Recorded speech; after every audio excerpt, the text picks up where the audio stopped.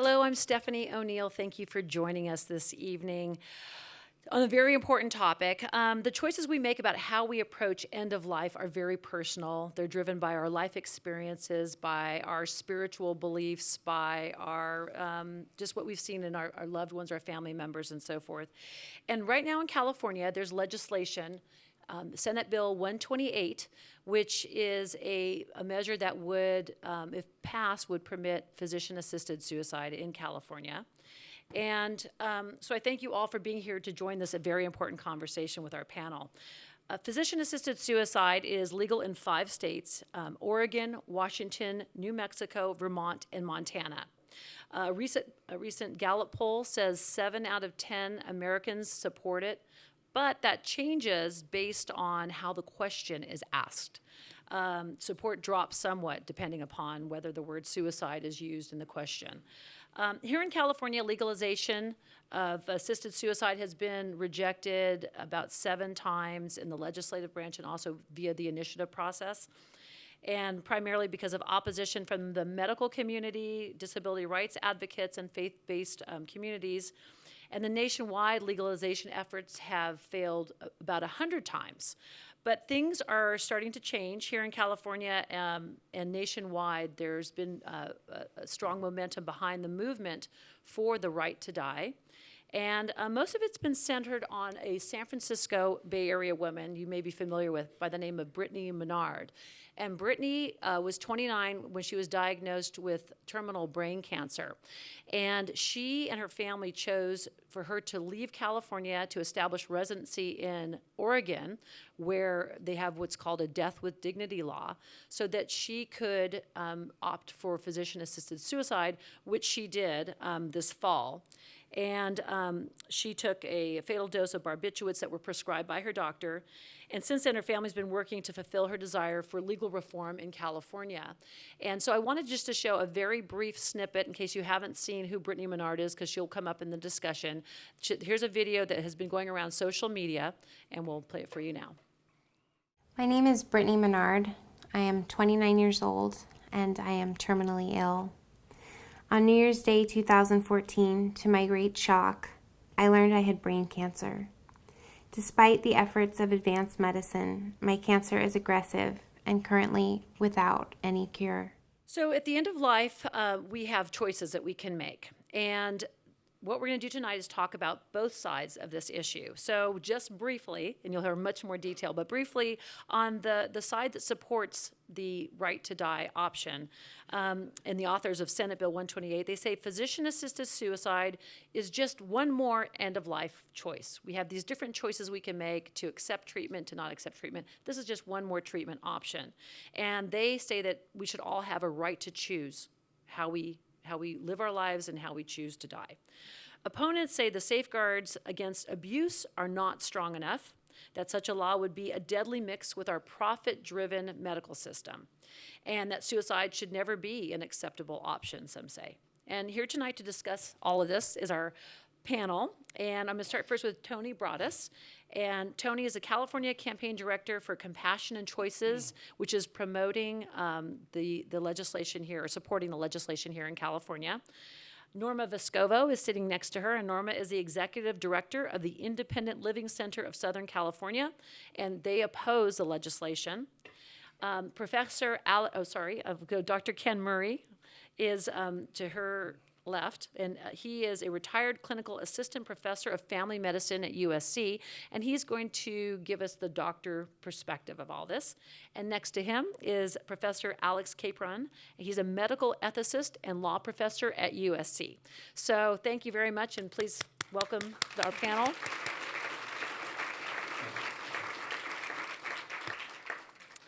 So I thought, Tony, I would start with you first and ask you just to give us maybe just a minute or so, or 30 seconds, whatever you need, to tell us the position of Compassion and Choices and what you're working for. So Compassion and Choices works on a range of end-of-life issues, such as trying to convince people to complete advanced directives, learning how to refuse medical treatment if that's not something you want at the end of life. But here in California and at this moment in time, The issue of medical aid in dying has gotten a lot of publicity, and there's a moment in time here where we see an opportunity to pass legislation that gives people options at the end of life, additional options, and we'll talk about others as well. And I do want to talk about assisted suicide because we don't think of it that way, because the people who are facing the end of life are in a very different position than someone who is depressed and could live but chooses to die. And so for those people like Brittany Maynard, Brittany she said it very well, I do not have a suicidal bone in my body. I want to live. But that was not an option that was available to her. So that's why we call it medical aid in dying. She was going to die no matter what, and chose this method as the best that fit with her needs, her family's needs, and her personal values. Thank you. And Norma, would you go ahead and tell us your position? The position that we hold is that the person with a disability or persons that are seniors, anyone that is in fact more vulnerable in the community, needs to have more time, more education, and more assistance in what we're talking about. Education is short on this process. The people do not understand the differences of what we're talking about for the end of life processes and choices. And people need to be given those opportunities and choices. We believe in that and believe that people need those choices. But we need that in a place in which it's going to be much more protected than what it is offered through this law. The law does not give any options as to how these are going to be assisted, how people, this medicine is going to be, or whatever it is going to be controlled.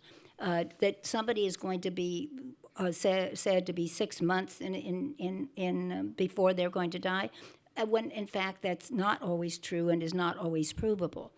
But so people need to know much more before then in order to know as to what their plans are for the future. The law is not protected because there's no mechanism for it.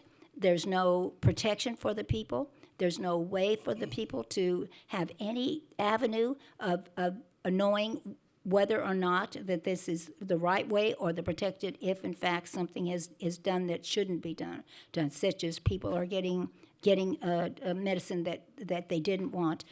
If here in California we such a high population of people that are without family connections, that have moved here to California, people that are here by themselves, people that came here because they're disabled and they need the climate to offer them a better chance to live and be active in the community. These are all things that California offers to people. And this is much more of an opportunity, but it doesn't lead to family support. That is not how California is as much. In Oregon, you have family support more. You do not have as many people moving into Oregon or in those areas that are single. Now, I'm not saying how many, but I'm saying that we know that California has much more in the way of single people. Norma, I'm going to stop you 1 second because we'll get into some of those details. I want to just get a little overview first. And then Dr. Murray, from the doctor's perspective, right now the California Medical Association has not taken a position on this particular measure. However, they've historically been very much opposed to any of this type of legislation. But tell us a little bit about what doctors, but at the same time, there was a recent Medscape poll of doctors, about 17,000 doctors nationwide, and about 54% said that they supported physician-assisted suicide as an option, and that's up from 46% about 4 years ago. So that's climbing. But tell me a little bit about what doctors face on this issue, if you would, Dr. Murray. Thanks very much, Stephanie. I want to address it from the standpoint of physician concerns as opposed to advocacy. And indeed, as you mentioned, there's a difference of opinion. And that opinion is probably shifting somewhat. but it depends upon how you ask the question in polls, and it depends upon of whom you're asking. And so you can get very biased results if you're not careful. And then advocates can use that in whatever the way they want to. So one must be careful. I think the thing I would start off with is people don't go into the medical profession with the intent of killing people. That's not the reason people go into medicine. And so it's a marked departure from the role that physicians have had in society for over 2,400 years. We have various codes that we have practiced by that specifically and deliberately talk about this exact issue and prohibit it. And the reason for that is it's hard to serve two masters. And particularly in the world in which we live today, where we have a tremendous amount of managed care, a huge change in how physicians work. It used to be physicians were independent practitioners. However, there has been a massive shift to physicians being employed. And when you're an employee, you are responsible to your employer and what your employer wants you to do. And as I think we're all aware, there is a drive towards financial viability. And so physicians now can be put in a position where they have to balance the financial consequences of what they do versus what's the right thing for the patient. And that is something that physicians are extremely uncomfortable with. We traditionally have had the role of working with the least protected, the weakest people in society when no one else would. And it's easy to think of those folks as disposable, not worthy of various things. And oftentimes when we provide good care, when people are dying, it's quite expensive. It's not expensive to give people a prescription that will kill them. And so there's a conflict. And this makes us very uncomfortable. So the legislation that's being discussed actually doesn't give new rights to patients. If you think about it, you can commit suicide at any time. What it does is it legally protects doctors who write prescriptions for lethal drugs. So it's about doctors. It's not about patients. It's not about providing better end-of-life care, palliative care, pain control. It's not about those things. It's about protecting doctors for taking this act. And this is something that I think concerns many of us. Thank you. And then, Alex, why don't you tell us, Professor Capron has, he teaches med students, and he's an ethicist, as mentioned. And so you're having conversations. First of all, you were involved in this issue back in the 1990s. And then now you're teaching med students. So maybe you can, taking off where Dr. Murray left off there, how do med students respond to this issue? Medical students in the 1980s and 90s were still in an era when the expectation was, as he says, that you would always try to keep your patient alive.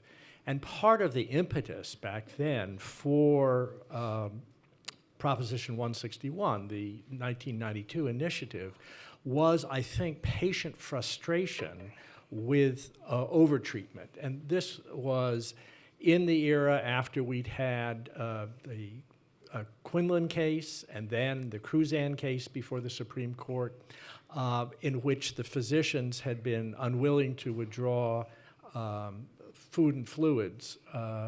And the issue was whether or not Nancy Cruzan had would have wanted that, had made her wishes clear. And I think many medical students still came to the issues with that in mind, that it would be wrong even to withdraw treatment because you'd be causing death.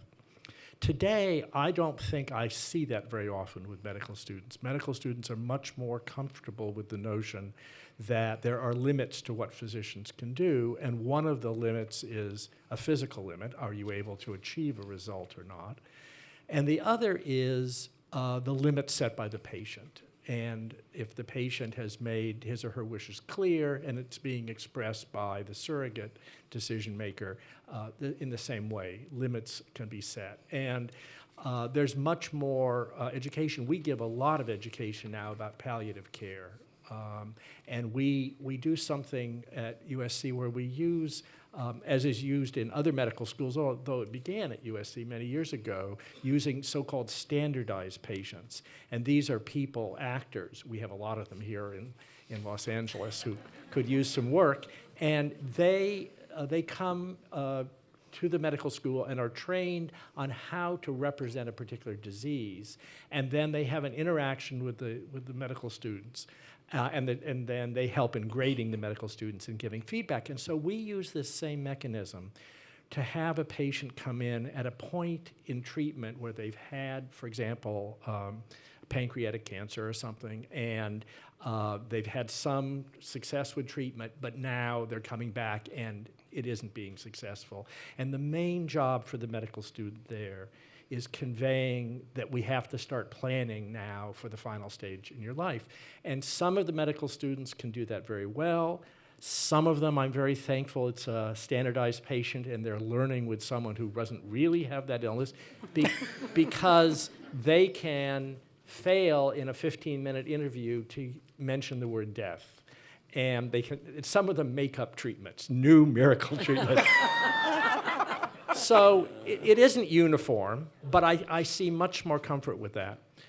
When we talk about taking the next step and engaging directly in giving a patient something, either through an injection with euthanasia or giving a prescription that the patient will then fill and use, there's a much bigger division. And some of them, as with any group, have strong religious views that would prohibit them from doing that. And of course, the bill itself acknowledges that and doesn't force any physician to do it.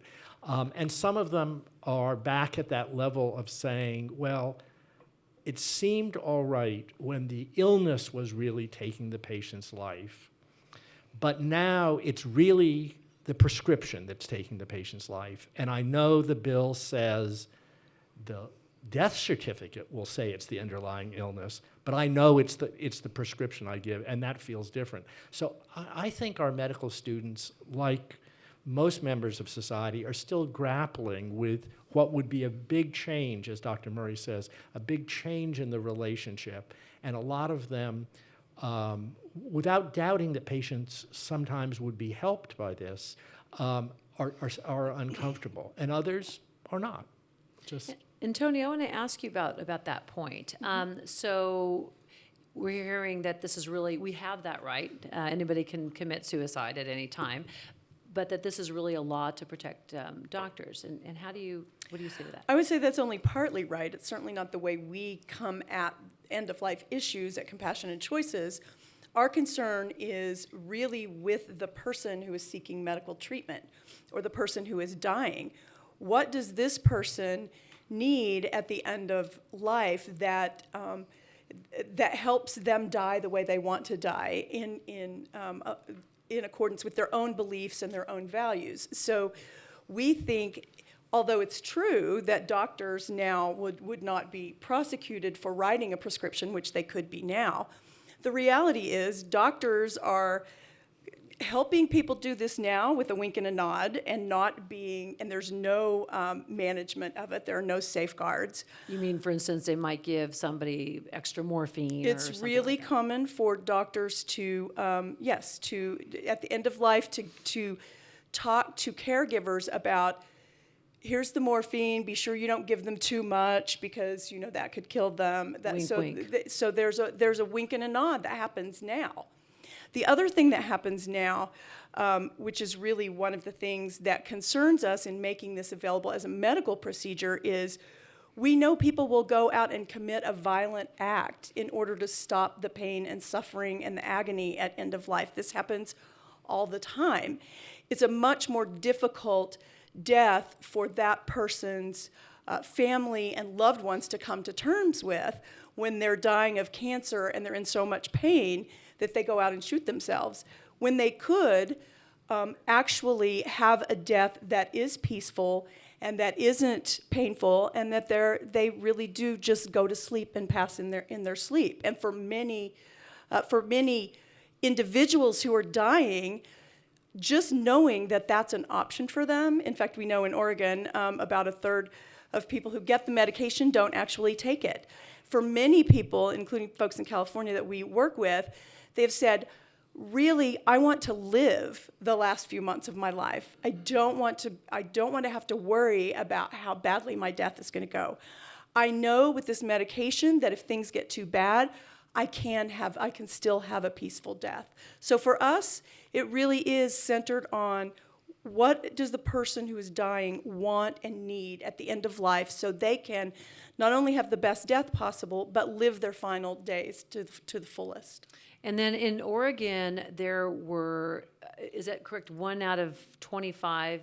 There was a number that you gave me. And I could not find that data, but we do know from anecdotal evidence in Oregon. We actually have a lot of data from Oregon. We have 17 years worth of data, and that's how we know that not everybody who gets a prescription actually uses it. But we also know that not everybody who asks for a prescription gets it. I mean, that actually is an opportunity for the doctor to talk to the person about, well, there are all these other options. And in fact, SB 128, the California bill, actually requires doctors to say, you know, this is one option, but there's also hospice, there's palliative care, there are all these other forms of treatment. And we also know in Oregon that I think they're number 6 in providing hospice care in the country now. So other end-of-life treatments in Oregon, like palliative care and like hospice care, have actually improved since the Death with Dignity law there was passed, because more conversations are happening about what people actually want and need at the end of life. Stephanie, could I comment about that?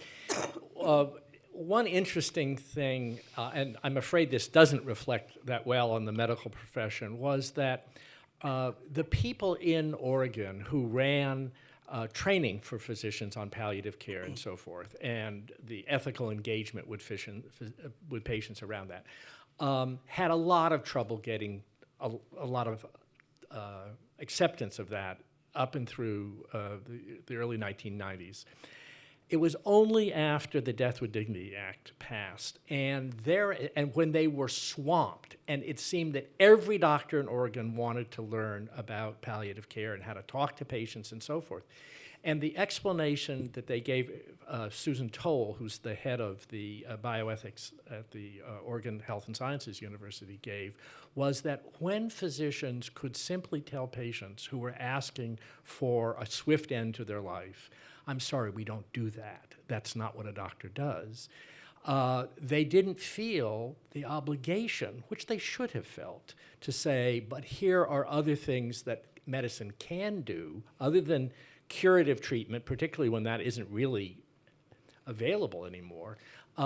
And they just apparently didn't take that next step. But when faced with the notion that they were going to be asked by patients and they could no longer brush them off, they then went and got training. So I'm not at all surprised that the rates went up because physicians got more engaged. Now, you might say we ought to find some other way to get physicians engaged other than having a law on assisted suicide. But nevertheless, it did have that effect because it meant that old excuse was no longer available.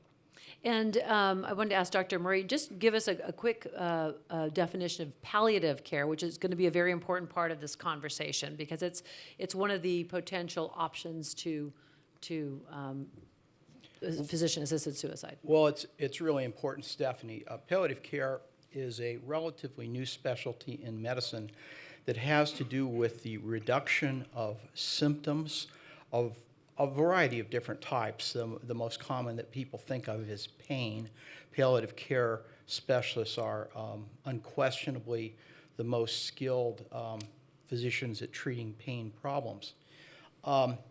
And increasingly, we find that there's a need for such physicians to deal with people who, in their end-of-life situations, because they have a variety of symptoms that most other types of physicians are not highly skilled at treating, particularly when there are things that are in conflict. So you give somebody morphine, but it may produce terrible constipation, which sounds trivial, but is not. And so knowing how to deal with both things simultaneously is very important on a routine basis. So having skilled palliative care specialists has really changed the situation.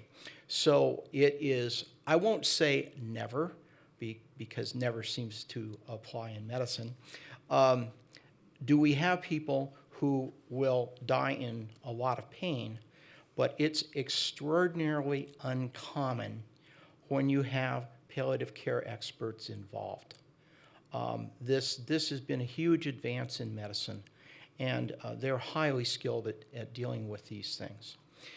The other thing that I think is important that's been brought up is I don't have to tell anybody listening or in the audience that one of the biggest problems that we have in medicine is communication between physicians and patients.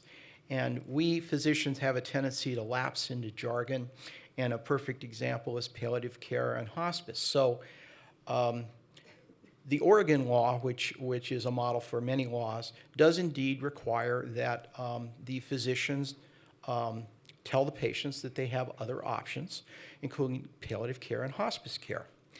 But if you simply say to a patient, well, you know, you have other options like palliative care and hospice, you haven't in fact told them anything.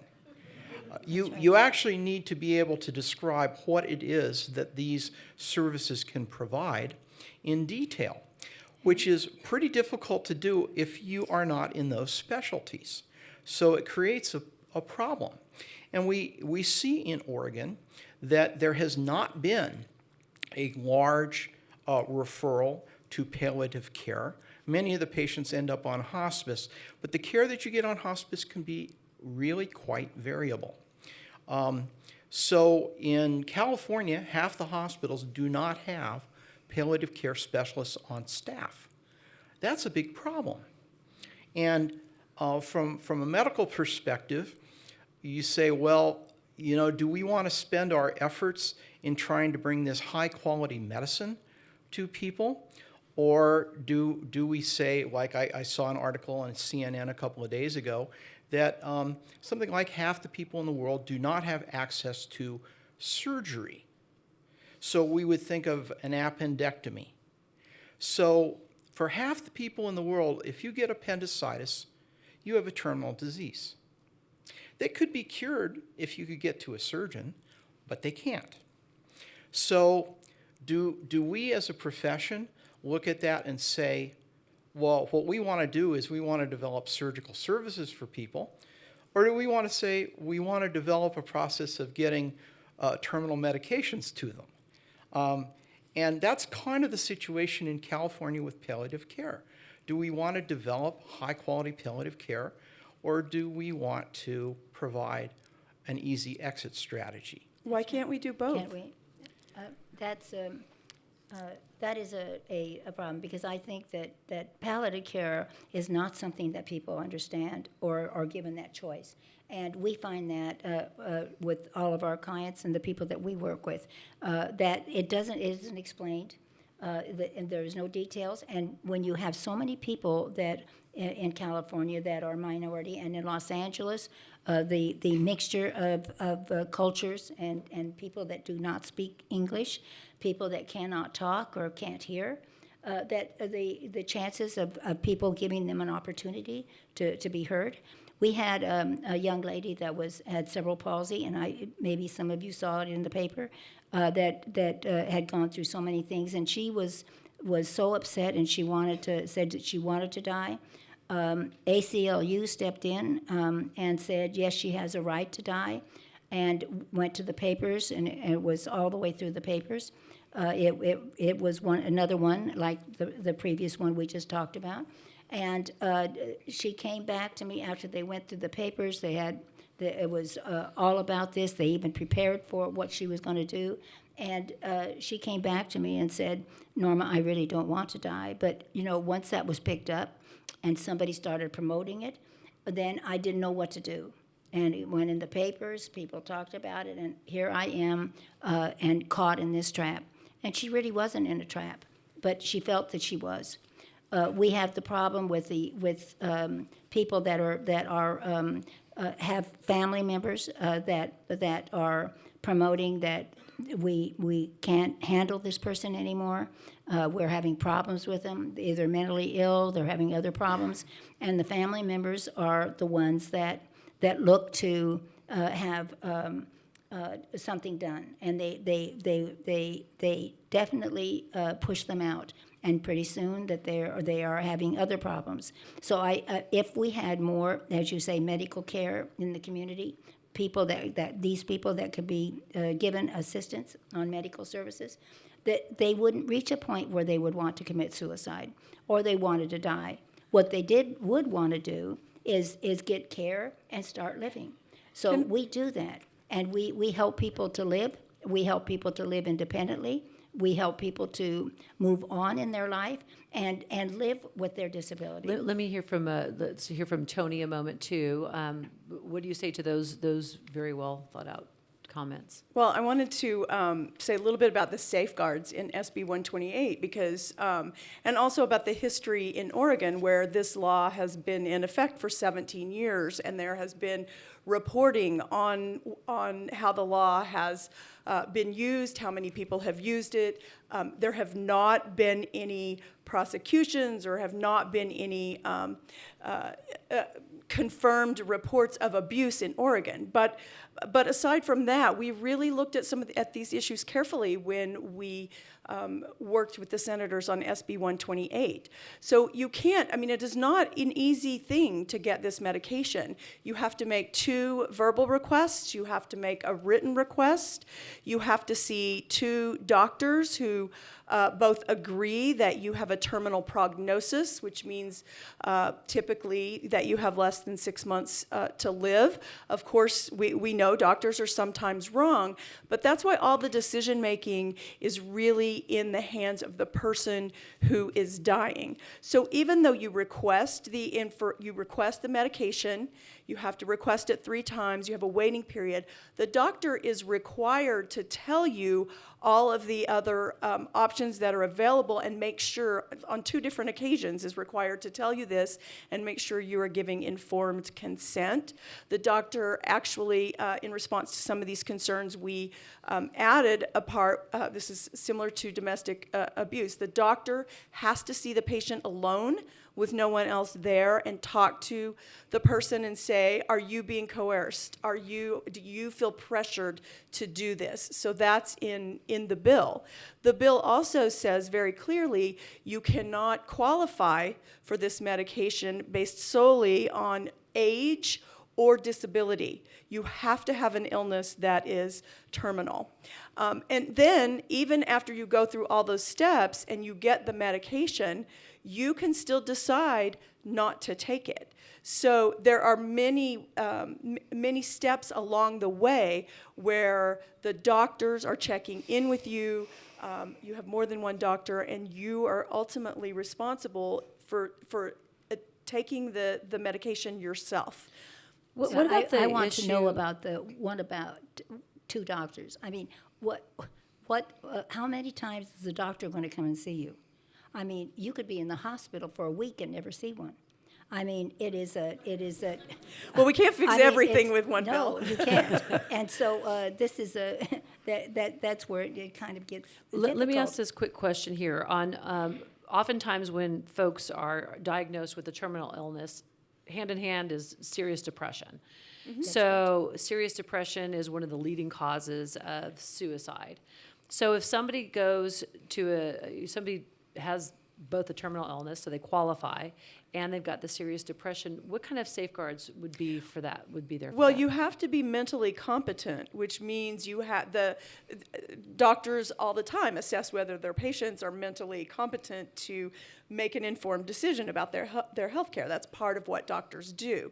So both doctors would have to make that assessment. And if they were concerned that someone was taking this action simply because they were depressed, or that depression, because naturally there's a certain amount of depression that comes along with that end-of-life diagnosis, but it's different than the kind of depression, at least my understanding, I'm not a psychiatrist, that people have that leads to committing suicide. It's why we say this is not suicide. People are depressed, they don't want to die, but doctors are told that they can and should send people for counseling before granting that request, if there's any question at all about their mental state or competency. People get depressed when they become disabled, when they have an accident and they're a quadriplegic, or they have a severe disability. The depression comes in, and disability is one of the first things they think that. Committing suicide is one of the first things they start thinking of, and they approach that, and they have to decide at some point whether or not they're showing some kind of progress, and whether or not they want to live with that, and it takes time, and so depression is something that comes on rapidly with that, and the idea of depression, the idea of committing suicide is right behind that. So this happens rapidly, and we see that every day in our office where people call and say this. So we know that it's happening, and the one thing that's happening is that if they're alone in their disability, if they don't have a family, they get depressed, and whatever they have in a way of a disability adds to that, in which they, go down that same road. And Alex, your thoughts? Well, I think Tony is right that psychiatrists and psychologists would draw a difference between clinical depression that has mental illness as a root, and situational depression. But I think I would disagree with her with the sense that only mental illness, a longstanding mental illness causing a depression, would lead to suicide. And one of the problems we have, and the statute really doesn't do a very good job, in my view, of addressing it, because it uses a funny phrase. It says that should be investigated, and you should have counseling if appropriate.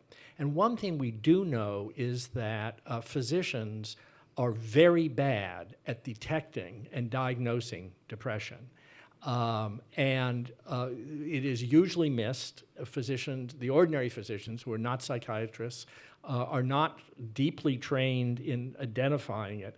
Now, the treatment, again, differentiating between the two, would not necessarily be a major psychotropic drug for depression, but it would be perhaps closer to this notion of looking at the situation. Some of you may remember, about 30 years ago, there was a famous case of a woman here in Los Angeles who was at the county hospital named Elizabeth Bouvet.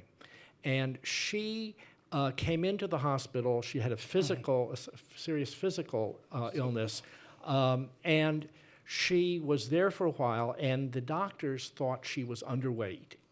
And the fact of the matter was she had a muscle-wasting disease, and that's why she weighed as much as she did, which wasn't normal for her height. So they ordered forced feeding, and she refused. And that went into the courts with her refusing, and eventually the courts said she had a right to refuse. Now, in the process, one thing we should keep in mind, and this went before one of the California Court of Appeals, and the judge writing the opinion said, he recited her illness, and he said, well, of course she'd want to die. What an awful life. He said that in the opinion. Mm-hmm. Now, if we had this law and she had been requesting a aid in dying, if she'd been requesting that she be allowed to kill herself, she'd be dead today. She is alive today because she actually, like the story that Norma told, she didn't really want to die. She just was my didn't want to client. be force-fed. Yeah, she was my client. Well, okay. So you know her. She is alive today. She just But didn't want to be but forced. she didn't have a terminal illness, so she wouldn't have qualified for the law anyway. Yes, she wouldn't have qualified. But the point would be that That with if that these, judge said that, yeah. we make judgments. Unfortunately, we have social judgments about what lives are worth living, and my concern is with the law. And I want to sort of make clear, I'm sure a lot of people in the audience are in favor of the law. And what I would like us to do is to think about what the real risks are, because laws can mitigate risks, but they don't eliminate all of them. And to me, the real risk is much less money grubbing by doctors or by health plans who want to just bump off patients. But I think of our patients at County Hospital and contrast them, let's say, with a patient at Ronald Reagan Medical Center or Cedars-Sinai. Mm-hmm. That patient, when visited, and we have palliative care at the county hospital. We have excellent people in palliative care. But in each situation, the doctor comes in and discusses the ability to have palliative care, which is not going to be hospital-based. It will be begun perhaps in the hospital, but the patient doesn't want to spend the rest of his or her life in the hospital, wants to go home. And with the patient, the private patient, can talk about how that can be delivered at home, how the home environment can be changed to make it comfortable so that the final months of life are comfortable, how hospice nurses and others can come in, and so forth.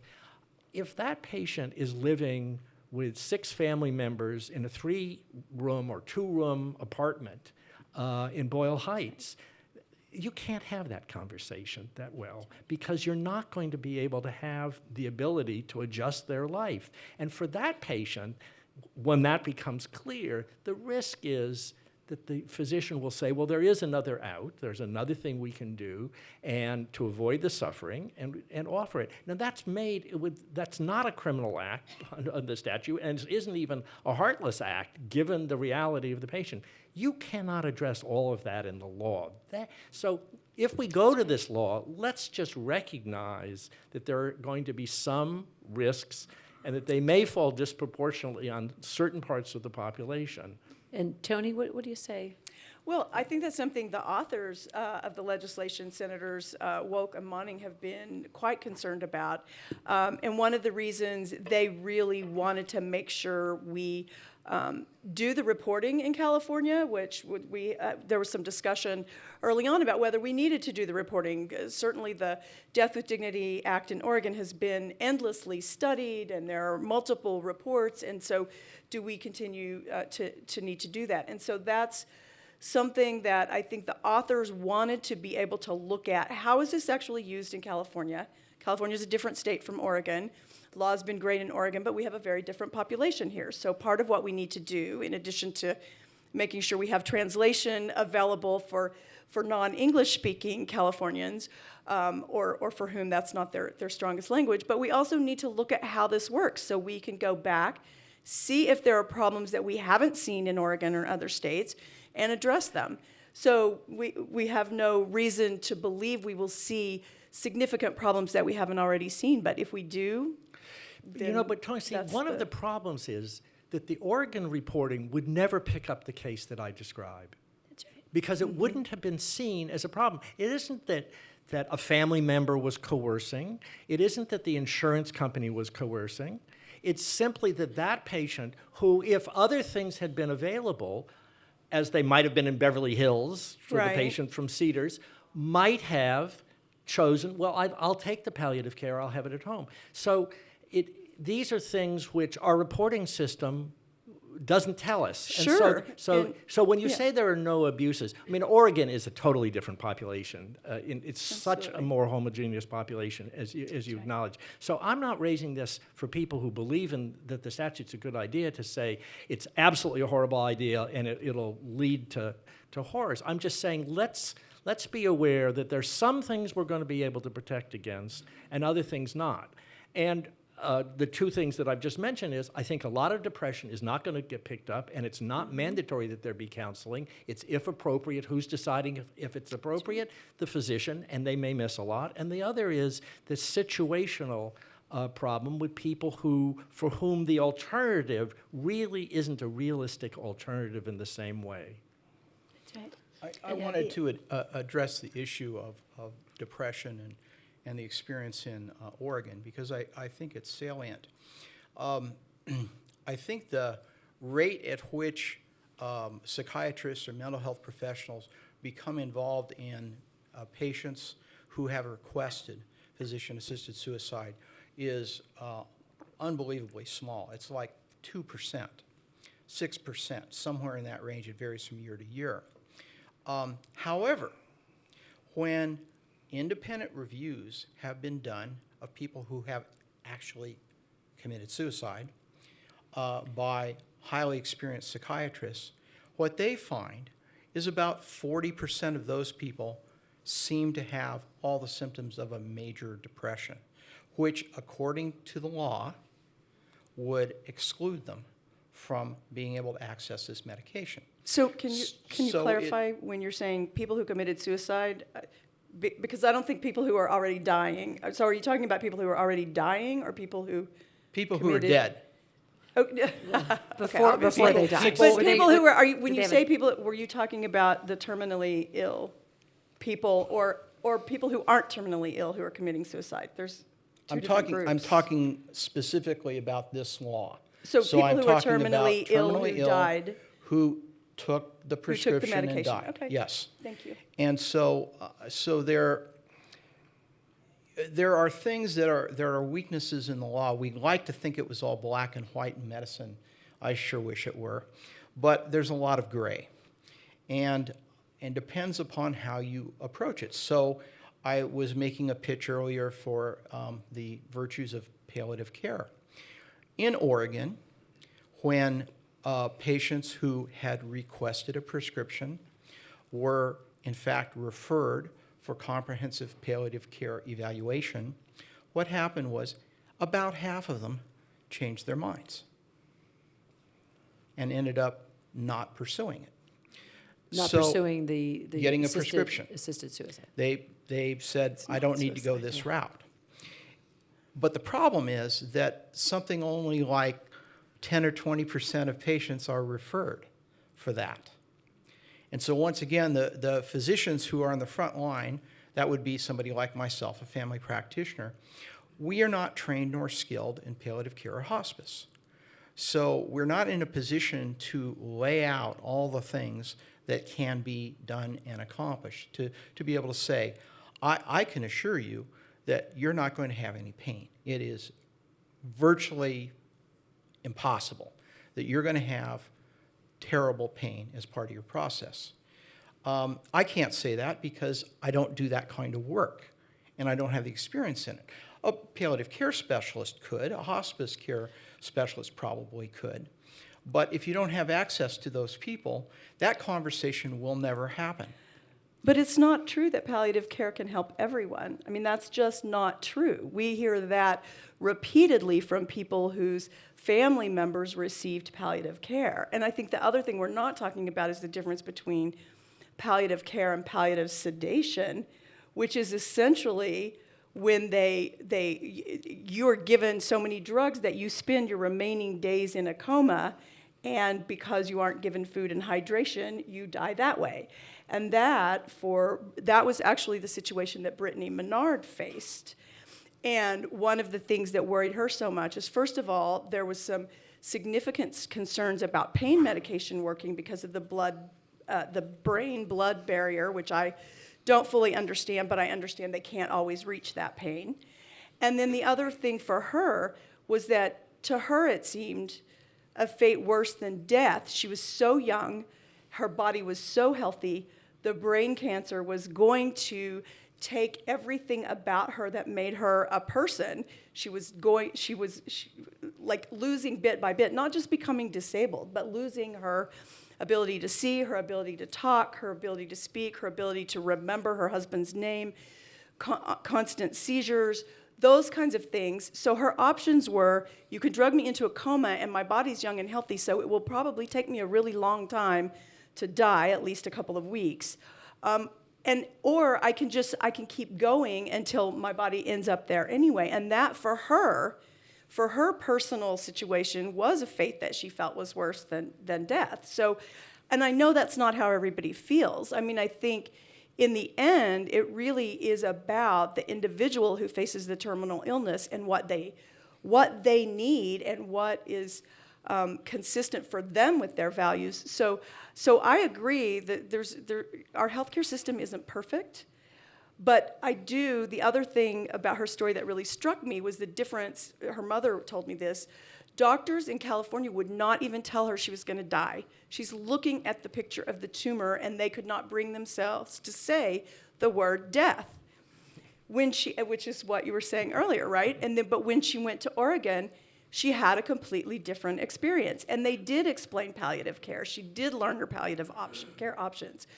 So I think we need to do many things to make the system better. We need to improve palliative care and make it more available. We need to improve health care for people who are poor and all these other things. But I do think one thing that we need to do is let people decide for themselves what kind of death they want to have in that Let's hold situation. the applause. I wanted to say here, too, that so that's where the dignity part of it, when your argument comes in. It's allowing somebody to choose the way they want to go. If they want to be, she wanted to remember her husband's name. She wanted to have family there with her. And the family of Brittany Maynard is continuing to, as part of her legacy, is to promote right to die in California and elsewhere. And I wanted to take this moment now because I wanted to introduce you as well to somebody else we invited here tonight. Stephanie Packer is sitting in the front row, and some of you may have heard the story or read the story I did with Stephanie. And I had met her through Twitter, and she, like Brittany Maynard, was 29 years old when she was diagnosed with scleroderma, which is a often very painful, often fatal condition. It usually manifests in the hardening of skin. In Stephanie's case, it manifests in the hardening of her lungs and problems with her lungs. And there's been a series of other conditions that she's had, which cause her difficulty eating and digesting, and she has palliative care, and she, I'm going to have her talk here in a moment, but I just want to do a quick introduction.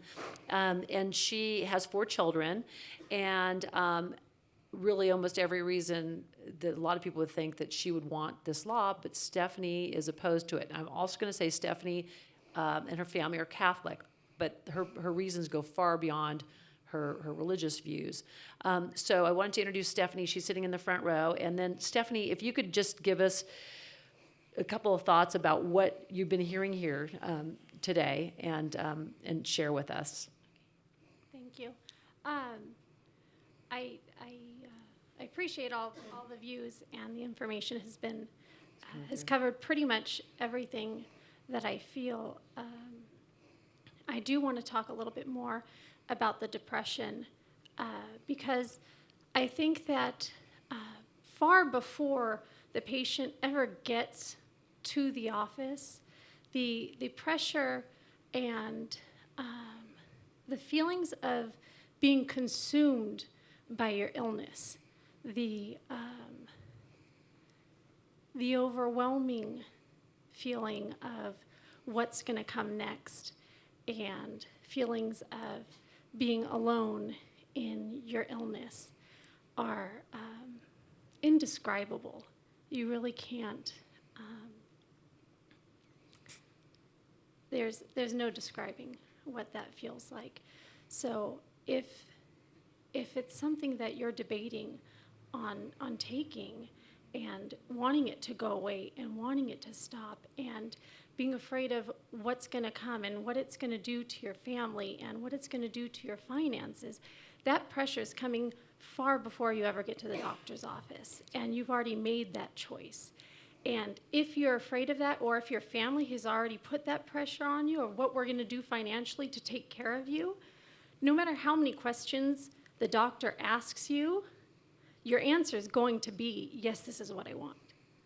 You know, and the doctor's not going to be able to tell that that you're lying. You're just going to say whatever you need to say to get that medication. You know, I mean, you can see that in any mental health facility with people trying to get out of there that don't want to be in there. You know, as soon as they answer the questions the right way, they'll be out.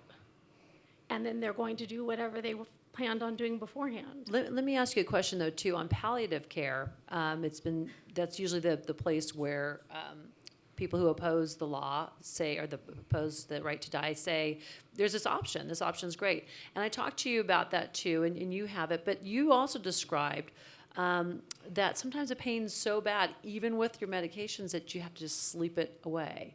And I think that's something that you were bringing up, Tony, which is that, you know, there is palliative care, but, you know, people may not want to be drugged up, you know, at that time of life, or maybe they can't handle the pain. You're an extremely strong woman. I know that, just I met you and hung out with you at your home for the story. And by the way, I should say, too, we've covered both sides of this issue. So we've been on our blog and Patient, we've been asking folks to tell us their stories on both sides of this so we can really flesh out this discussion.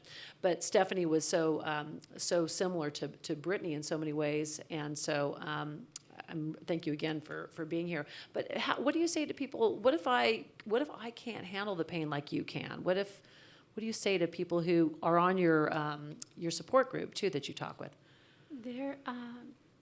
I think people are like the doctors up here were talking about. I think people are really uninformed as to what kind of care is out there. When I first got sick, I had a doctor that really just would give me pain pills and run-of-the-mill pain pills and take this and you'll be better. And I have doctors who care a lot more about me now and really work hard to take care of me and give me everything that I need. And on days where it's too much, I have much better medication, and I can take something and I can go to sleep and wake up and I can try again the next day and hope for a better day tomorrow. And we try so many different therapies and different combinations of therapies, and my doctors really they have concern for me and really care about how I'm feeling, and they check in with me. And what about folks who we've heard about different types of care? So Cedars-Sinai care, UCLA Med Center care versus county. And I'm not dissing county because county is extremely important. But, you know, if you've been there, you understand it's kind of a triage situation there. You know, and they don't have access. And I know your family, too, has had some suffering financially over this significantly. But let's say just on the medical care part.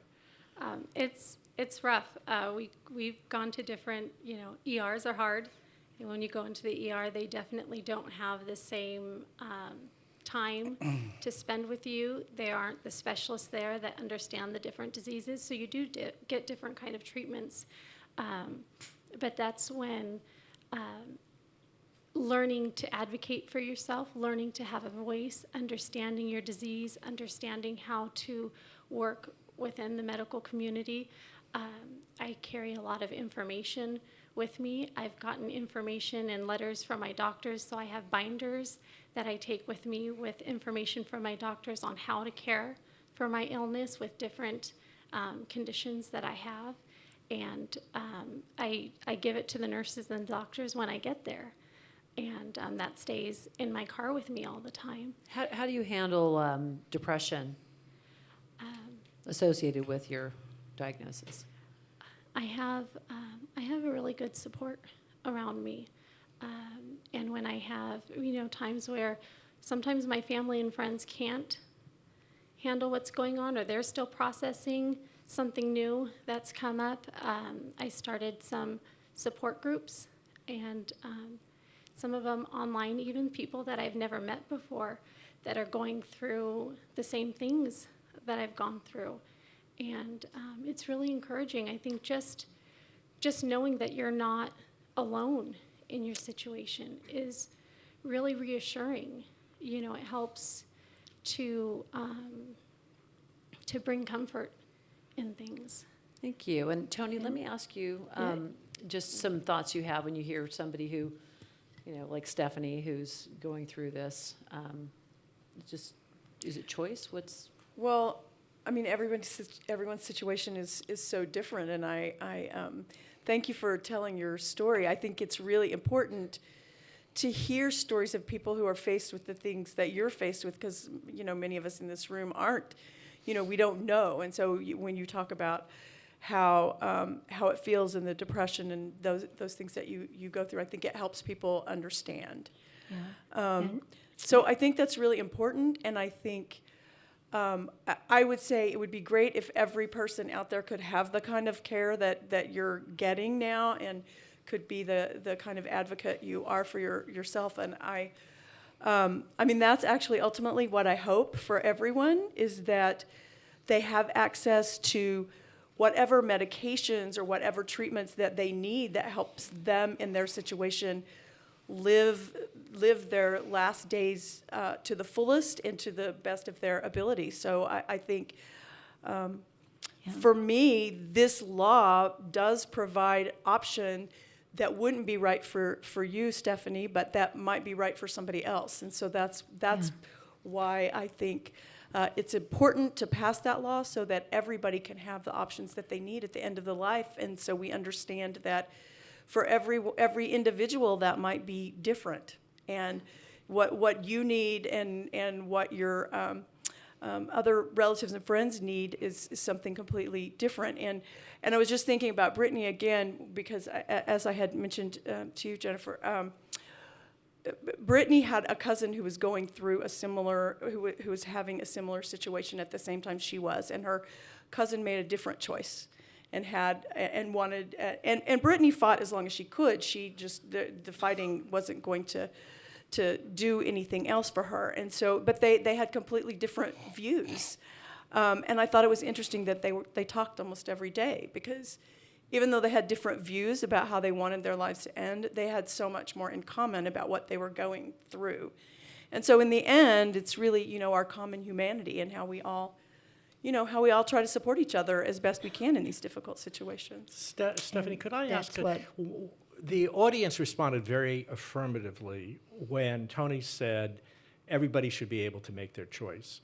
And one of the interesting things is to wonder what it is that motivates a statute like this. And very often it is the stories of someone who is dying. And I totally agree with Tony that as to symptoms, pain and other symptoms, and it isn't always pain. There are other very unpleasant. They can be mitigated in many cases, but not all. And that is often what people are thinking about. Why should someone be suffering? And maybe the only choice is terminal sedation. And you described that. Why prefer that to a quicker end? But when we're talking about choice, why are we focused just on people who were within 6 months of the end of life?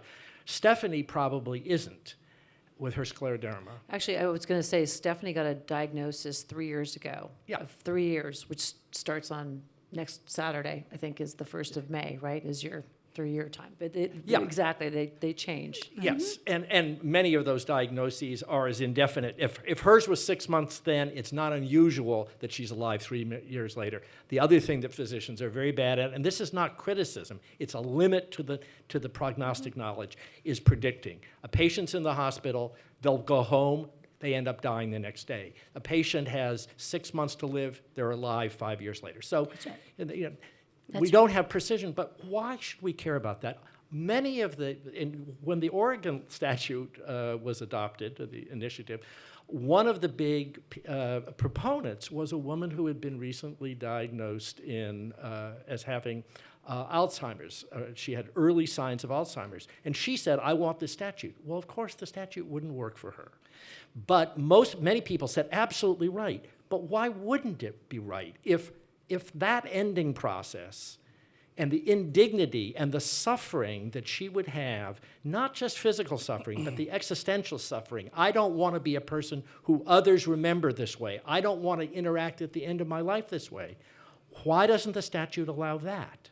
So is it choice? If it's choice, Why is terminal illness important? Suffering cannot be important because suffering is not in the statute. And the majority of people in Oregon who have exercised this have not been people who were in untreatable pain. They have been people who felt this was the choice of controlling the end of their life that they wanted to exercise. Pardon me. And so, what is the rationale? And a rationale of controlling your life and having choice shouldn't be dependent, logically, on your being within 6 months or 3 months or 1 year or anything. And so then we really are talking, as I think it would be more honest to say, we're talking about suicide, not suicide with any criminality, because the statute eliminates that. Suicide is simply self-killing. Homicide is killing a human being. We have wrongful homicide, and we could have wrongful suicide and not. We decided a while ago we were not going to treat suicide as a crime. We treat it as something which deserves some kind of human intervention to stop it, maybe a medical intervention to address underlying depression that leads people to it. But some of that depression is not around illness or anything else. It can just be, this is not the life I want to live. I'm not happy with my life. And in the Netherlands, which has legalized this, they have had cases of patients of psychiatrists who had no terminal illness at all, but had that kind of existential suffering. The psychiatrists tried treatment. In a famous case, had a deal with the woman. You come in and she had lost her husband and children in an accident, and she was very unhappy with her life. And he said, you come to me for treatment for a year. And he was convinced he would be able to change her mind. And at the end of the year, you haven't changed, I'll perform euthanasia on you. And indeed, she hadn't changed her mind, and they went ahead, and the court said that was all right, because they were looking at this in terms of the control issue. So would we be comfortable then with that as the outcome? Great question, but we don't have 3 more hours to discuss it. But it is a good, interesting question. Well, come to my law school classes then. So what I want to do first is give Tony a moment here to respond, and then I want to turn it to the audience, and we'll have some audience questions, and the producers will be going around with the microphones. But Tony, did you want to respond to the limit? I think there has to be a limit of some sort. Right, Is that and the I idea? think euthanasia is not something we support. It's not something that is legal in this country. Well, just to be clear, other countries have... Right, but remember why the Oregon statute is the way it was. The proponents of the Oregon initiative looked at what happened to 161 here. The public polling said that a majority of people actually liked the idea of being able to aid dying, but they didn't trust doctors to do it. They wanted people to have control, because the whole idea is about control, right? To have their individual control. And so the Oregon proponents, when they put their initiative up, made it physician-assisted suicide instead, to make clear that the ultimate taking of the pills was in the hands of the patient, and you weren't going to have an evil doctor with a syringe coming in. So let me turn it over to Tony, because I wanted to... Yes, and and then I just want to say... the audience. I just want to say a couple of quick things. And one is, first of all, it's really not suicide if you're already dying. I think the people who think it's an act that kills you. It's suicide. But, just okay, acknowledge it's a term. Hang on, it's a microphone neutral term. Got it. It's not. It's like the best article that I've seen describing it is: would you say that the people who were in the Twin Towers who jumped out instead of dying in the fire committed suicide? No, they didn't have a choice. They were dying anyway. And that was the best analogy that I've heard, because what we're talking about is people who are dying and who don't have a choice to live. And so for them, it's not, I think it's I don't know, it's just, to me, it's disrespectful to this person who says, I'm going to die. What I want to do is die with as little pain and suffering as possible. I don't think that that is suicide. But that said, the only other thing that I wanted to mention around this is that for many people, it isn't simply about having the control over dying. It's about having the freedom to live. Just the fact that they have the medication in and of itself creates a palliative effect for people, because they then feel like, I don't have to worry. I can focus on living.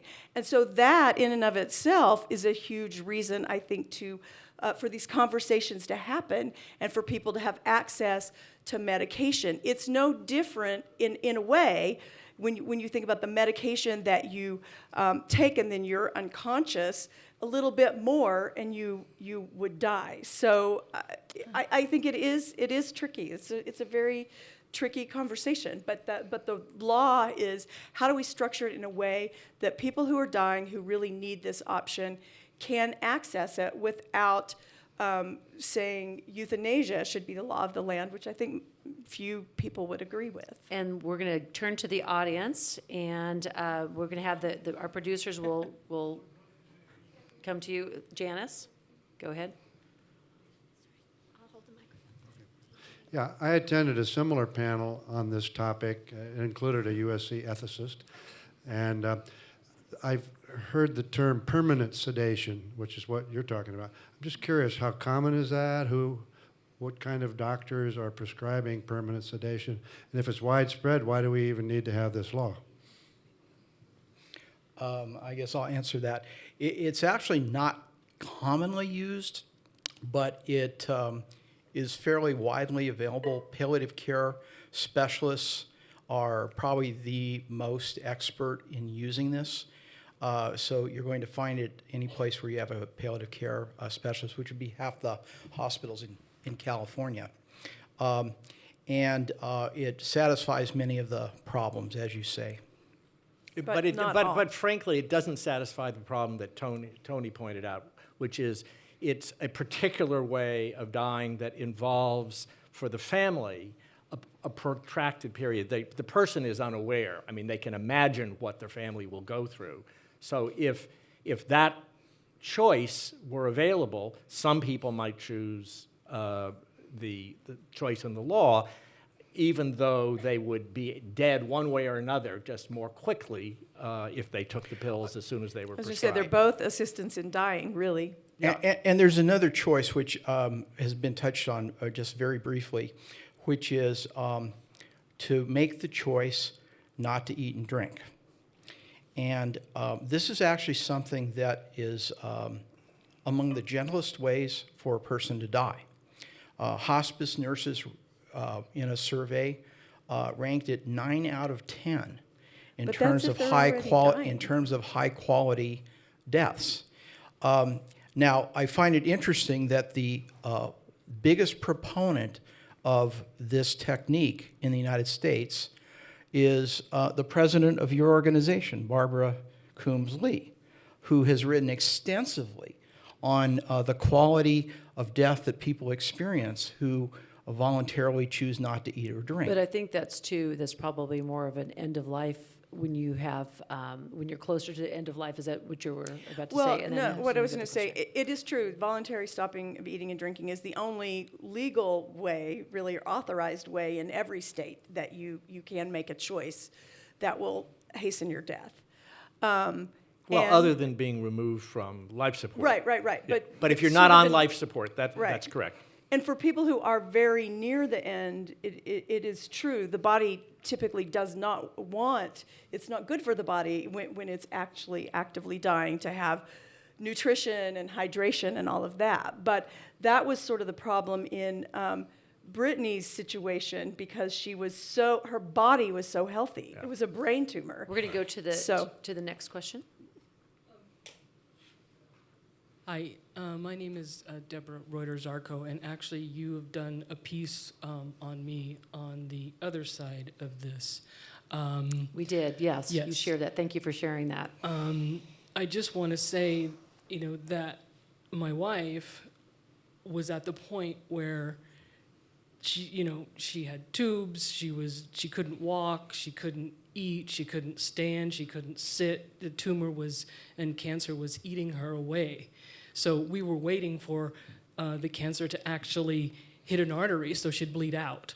And the fear of that was way too much. And the pain associated with that was way too much for her. And she looked at me and she said, I can't take this. I can't do this anymore.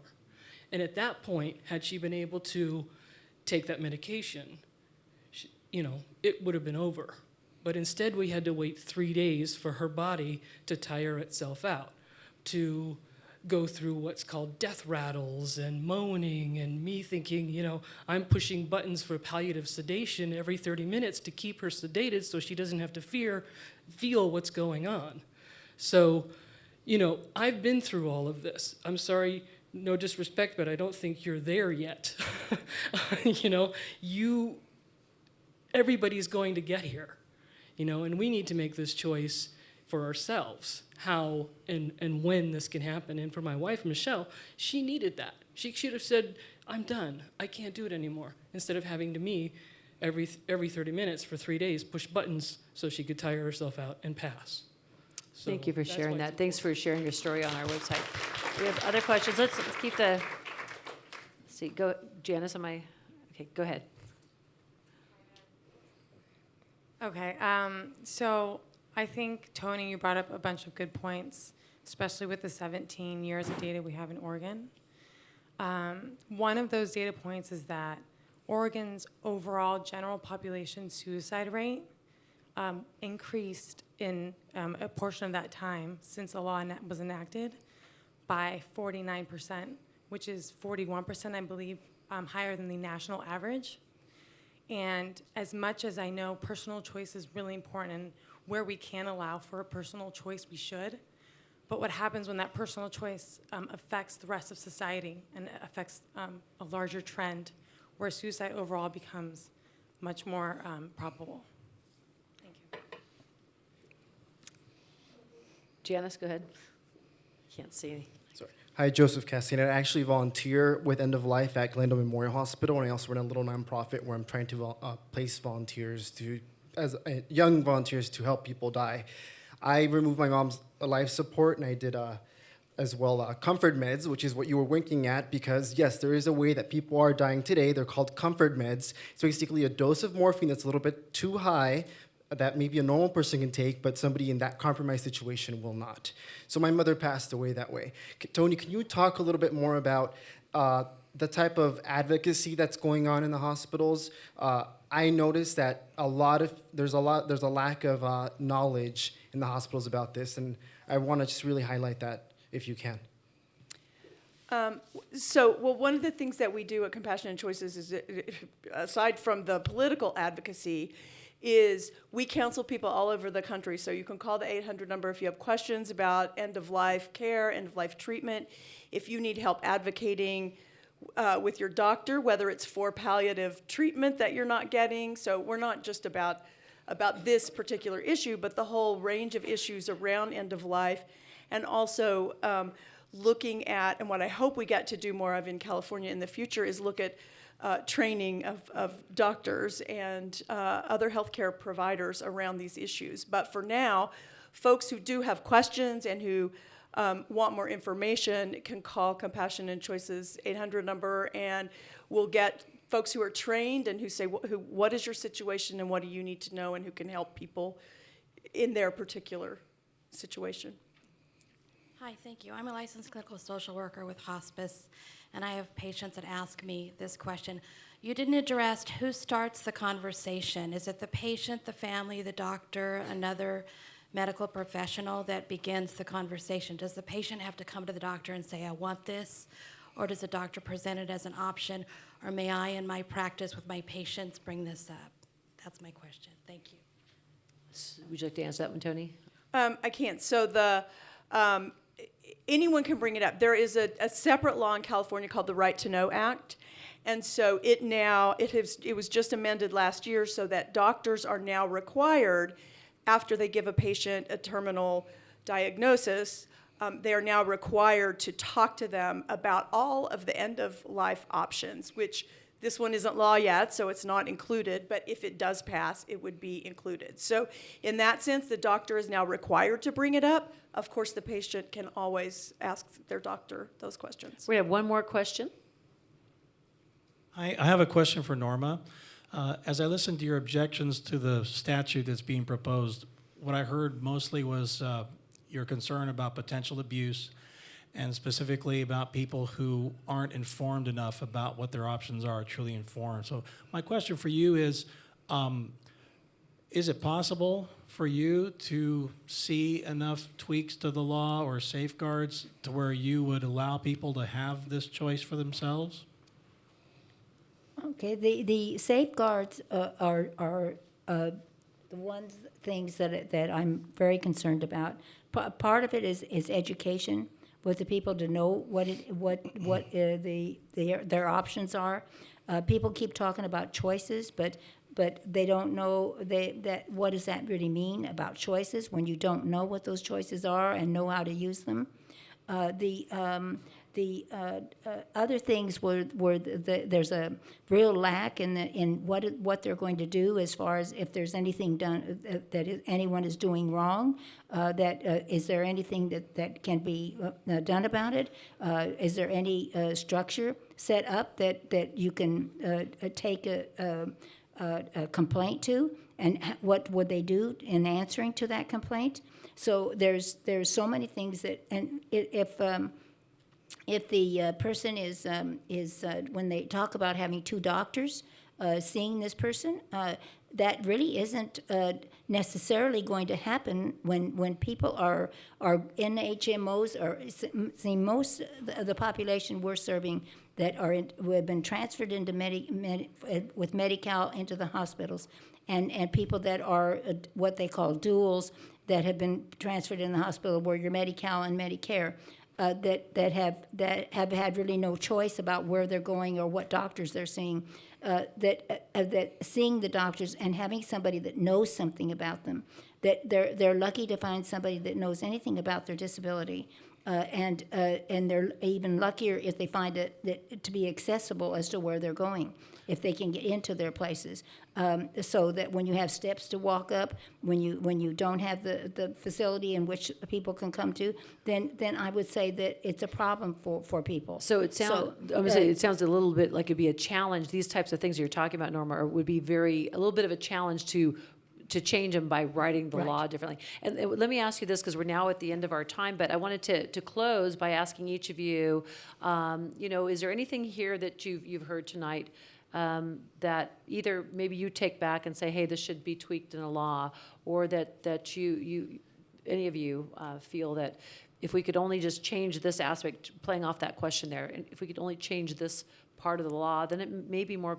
palatable, or it may be more legally, in your case, it might be I'll just leave it to you to see. Start with you first, Tony. Well, I think the authors we have for the bill have actually, many of the concerns that have come up here are concerns we have discussed with the senators who are authors of the bill. And I've worked to pass legislation before, and I've never seen authors who are they believe so strongly in the bill, but they have gone through every opposition letter.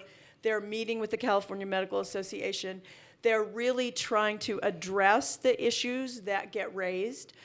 So they've added some things around, for example, the phrase that says you cannot qualify based solely on disability alone. That was something to really emphasize that this law shouldn't be used in that way. So I think I haven't heard anything new. I've heard some things that I think, we're still going to have to figure out. I mean, our healthcare system needs a lot of tweaks, and this bill is just one tweak for end-of-life options. So I think we will end up with a really strong piece of legislation, and we will end up with a commitment, if it passes, to come back and make sure it's working the way it's meant to work, and that it's not having a negative impact on people that it's not meant, that it hurts. So I have faith that we'll see a good, strong law in the end. And I wanted to ask Dr. Murray and Alex whether you have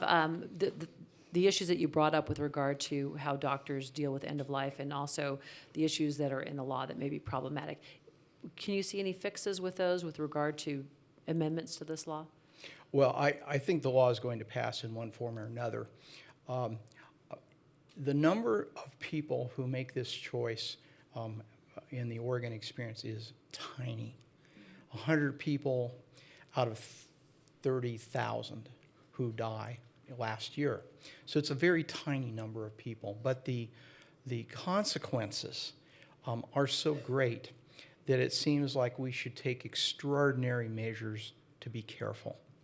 So I would want to see mandatory mental health evaluations by independent people. I would want to see mandatory palliative care consultations. I'm not entirely sure that that does the job, because that then becomes something else on the checklist, which if you doctor shop around, you'll find someone who will support whatever it is. And so, so it seems like that provides protection, but I don't have tremendous assurance that that will be the case. But I definitely would want to see those in it. Thank you. And then Alex, from the legal perspective, Well, I would like us as a society to think through the implications in the same way that we're asking patients to be aware and to think it through. I agree with certain of the legal tweaks that Dr. Murray just mentioned, but I don't think there's any changes we can make in the law that will avoid all problems. And so we just have to go into it with our eyes open. And I think talking about it as an option rather than describing it as what it is a problem. Not being clear about what the reasoning is, because we will be faced in short order by the patient who is not terminally ill, but who says, my life is equally bad, I will have suffering, I will be dying of Alzheimer's or something, why can't I have it? The law says that surrogates cannot exercise the choice. Why is that? If I'm absolutely clear about what I want, we allow the surrogate to order all end-of-life care, including terminal sedation. Why would it be wrong to have a surrogate for someone who at the moment that they're going to die is no longer able to express themselves? That suggests to me a hesitancy about it. So I just think that everybody who's in favor of it should really think for themselves, is it the pain and suffering, the case that we had in the audience with the wife who was dying in a very painful fashion and for whom the husband was put in the uncomfortable caring role of having to administer that. Is that what it is? Is it control over life, having the kind of death you want at the moment you want? And if so, why is it terminal? Why is that important? And all of these things, I just think we have to be clearer about it and not tell ourselves some fairy tales about it's going to work without affecting society, it's going to work without affecting our other relationships with physicians who are going to change now from being those doctors who said, I can never do it, to doctors who now would need an excuse not to do it. Okay, well, thank you. Thank you very much, the audience and our panel.